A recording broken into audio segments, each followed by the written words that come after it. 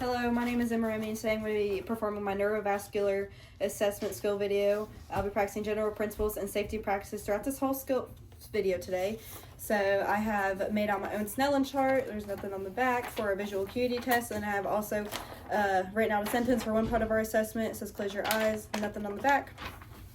First thing I'm going to do is my general survey part, the mental status. So I'm going to be assessing my patient's level of consciousness throughout these next few steps. And it's already a good sign that she's sitting up, has spontaneous eye movement, and like, hey, she's already verbally responding. So first I'm going to do assess my patient's orientation, the time, person, and place. What is your name? Sophia Remy. Do you know where you're at right now? The hospital. Do you know why you're in the hospital? I had a fall. Do you know who the president is? Trump. Do you know what day we're in? February 4th. Do you know what year we're in? 2026. All right, so my patient is oriented to time, person, and place. Now we are going to assess our patient's memory, their immediate and past memory. Do you know what you ate for breakfast?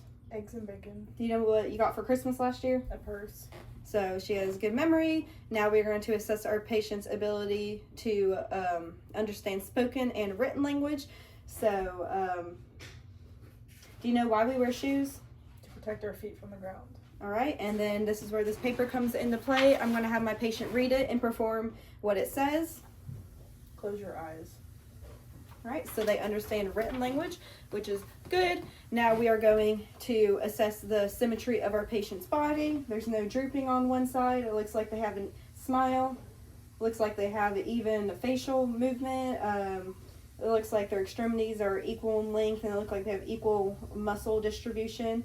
And they just look symmetric. If they kind of had facial drooping or something on one side, that could be indicative of like a stroke, and they don't. So now I'm going to do the Glasgow Coma Scale on my patient. So first I'm going to assess like their eyes, their eye movement. So she's been having spontaneous movement while talking to me and looking at me and answering to her name. So that's good. She gets a 4. And then her verbal response is the next part of it. She has been able to answer all of my questions appropriately. And so she gets a 5 for that, like, hey, Hi. Appropriate response, so 5 for the verbal response. And now we have the motor part of Glasgow Coma Scale. So I'm going to ask, can you lift your left arm? She gets a 6 for able to lift her left arm for motor response. Now we're going to move on to the sensory part of this evaluation. I'll be first testing her smell. So first I'm going to have her close her eyes, and then I'm going to put the first smell up to her face. Smells like alcohol. Yes, it was an alcohol wipe, so she's correct. And then next I have this other smell that she will have to smell. Smells like coffee. Yes, and it is coffee, so she's good on the smell. And then now we're going to assess visual acuity, pupillary constriction, and the 6 cardinal gazes of movement.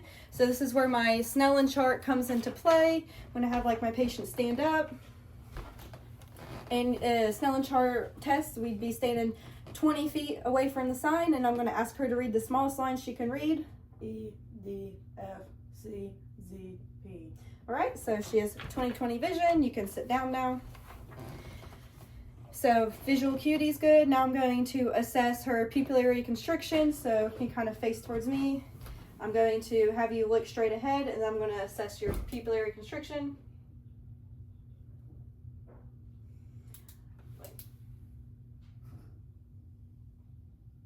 All right, so her pupils were perla. The pupils were equal, round, reactive to light, and accommodation. So she's good on that. And now we're going to do the 6 cardinal movements. So I'm going to have you look at the, here, kind of stand up. I'm going to have you look at the pen and then follow it.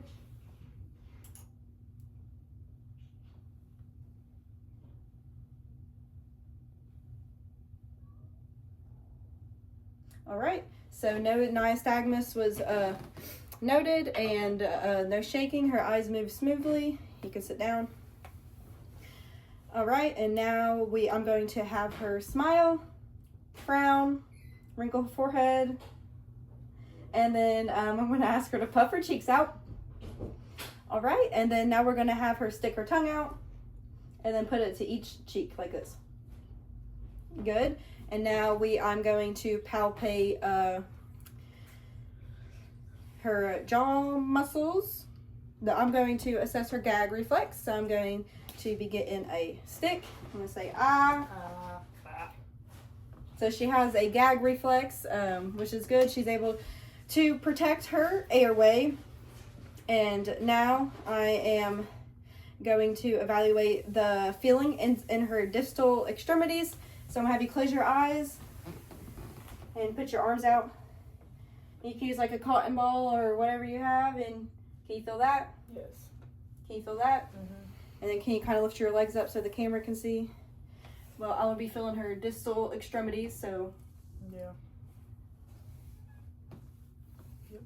All right, so she is feeling in her distal extremities. Now we're going to perform the whisper test. I'm going to have you stand up and face away from me.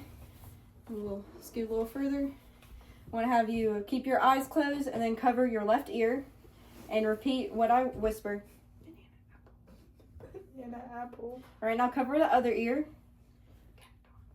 Cat and dog. All right, so now that she has she's passed the whisper test, we are going to do the Romberg test. So we'd instruct our patient to keep their feet together, their arms to their side, and we're going to instruct them to close their eyes for 20 seconds. So she's already started the Romberg test. We keep this going for 20 seconds. Slight swaying is normal, but if the patient falls, that means they would fail the test. It looks like she is doing good. Balance looks good. All right, you can open your eyes. So her Romberg test was negative. She passed the test, so you can go ahead and sit down. Now we are going to move on to the ability to move and the motor part of our assessment. So first thing I'm going to do is our shrug test. So shrug against my pressure. Good strength there. And then we are going to have her extend her arms and lift her palms up and down fast. All right. Good. And now we're going to assess the flexion and extension of all her extremities using the push-pull force against them. So I'm going to have you put your arms out like this. Don't let me push them. Don't let me pull them. Good. Now I'm going to kind of curl your arms like a bicep curl. Don't let me pull you. Don't let me push you. Good. Now we're going to do the same thing with her legs. So try to extend them to where the camera can see. All right. Here, maybe we'll stand up for this one so they can see. We'll do one leg at a time. All right. So extend your leg.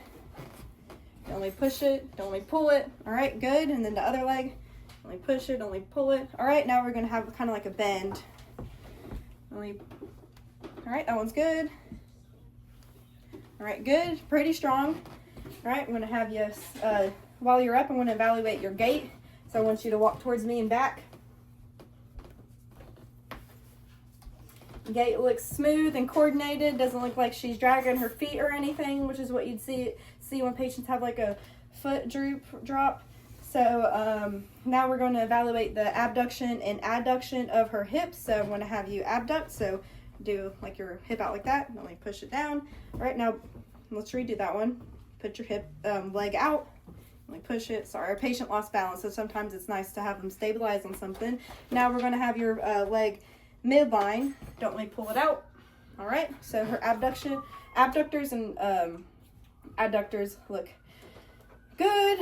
Now I'm going to have you sit down and we're going to assess the movement of your neck. So I'm going to have you do your chin to your chest. Flex your head all the way back.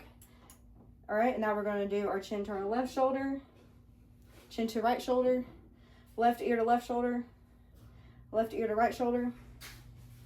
All right, and all of that looks good. I'm going to have her do the squeeze palm. So put my fingers out and she's going to squeeze them, and I'm going to compare the strength bilaterally, and that's good. Pretty strong. All right, and so now that we have evaluated her strength and ability to move, we're also going to palpate her jaw muscles. So I'm going to palpate your jaw muscles. I'm going to have you open your mouth, clench your jaw. Feel strong. Is there any tenderness or pain when I did that? No. Nope. So everything is good there. Now I'm going to assess her pulses for rate, quality, amplitude, and rhythm. So we can do our carotid, and we're palpating her skin and pulses. We have a brachial pulse. We have a radial pulse.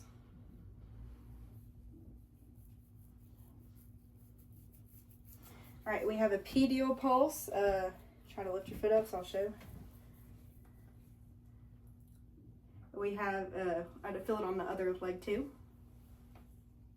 And I'd compare sides. I'm just trying to show you guys for the video.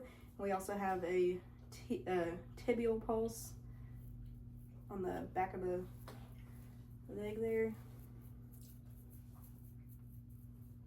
All right, and then we also have a popliteal pulse on the back of their knees, and there's a femoral pulse that we can feel right here, and compare all of these pulses for rate, quality, rhythm, and amplitude. They are all +2 bilaterally, even and good pulses. And now I'm going to assess our patient's edema in her upper and lower extremities.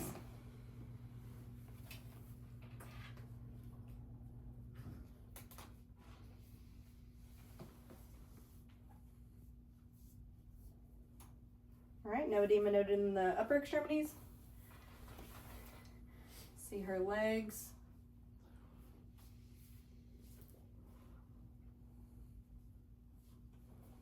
Right, other leg. You can see. All right, and no lower extremity edema noted.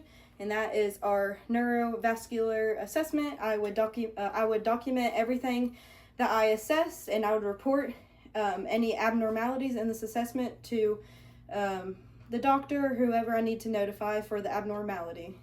Thank you.